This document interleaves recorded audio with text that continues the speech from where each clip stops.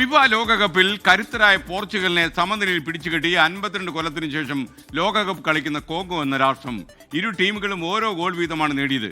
ആദ്യ പകുതിയിലാണ് 2 ഗോൾ അടിച്ചത്. റാങ്കിങ്ങിലും പേരുകേട്ട താരങ്ങളിലുമല്ല കാര്യം. കളി ജയിക്കണമെങ്കിൽ ഗോളുകൾ തന്നെ വേണം. ഫുട്ബോളിലെ ഈ ബേസിക് തിയറി 90 മിനിറ്റ് കൊണ്ട് കോങ്കോ ക്രിസ്ത്യാനോ റൊണാൾഡോയും കൂട്ടുകാരെയും പഠിപ്പിച്ചു. 52 വർഷത്തെ ഇടവേളയ്ക്ക് ശേഷം ലോകവേദിയിൽ പന്തു തട്ടാനെത്തിയ കോങ്കോ നേടിയത് വിജയത്തോളം പോന്ന സമനിലയും വിലയേറിയ ഒരു പോയിന്റും. തുടക്കം മുതൽ കണ്ടത് ആക്രമിച്ച് കളിക്കുന്ന പോർച്ചുഗലിനെ.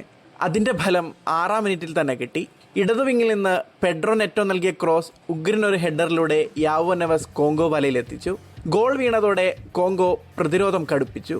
മധ്യഭാഗത്തെ മേധാവിത്വം ഗോളിലേക്ക് എത്തിക്കാൻ പോർച്ചുഗലിനായില്ല. ആദ്യ പകുതിയുടെ ഇഞ്ചുറി ടൈമിൽ കോങ്കോ കാത്തിരുന്ന നിമിഷം. കോർണറിൽ നിന്ന് ലഭിച്ച പന്ത് പോർച്ചുഗൽ താരങ്ങൾക്കിടയിലൂടെ ഉയർന്നു ചാടിയ യോനെവിസ ഗോളി ഡിയേഗോ കോസ്റ്റയും കീഴടക്കി വലയിലാക്കി.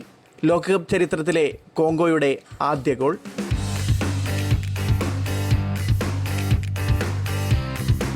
ലീഡ് ഉയർത്താൻ പോർച്ചുഗൽ കിണഞ്ഞു ശ്രമിച്ചെങ്കിലും കോങ്കോ പ്രതിരോധം ഇളകാതെ നിന്നു.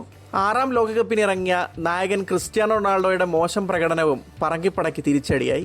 മത്സരത്തിലാകെ താരത്തിന് പന്ത് തൊടാനായത് 25 തവണ മാത്രം. അടിച്ച 3 ഷോട്ടിൽ ഒന്നുപോലും ഓൺ ടാർഗറ്റിലേക്ക് എത്തിക്കാനുമായില്ല. ചൊവ്വാഴ്ച ഉസ്ബെക്കിസ്ഥാനെതിരെയാണ് പോർച്ചുഗലിന്റെ അടുത്ത മത്സരം. World cup desk 24.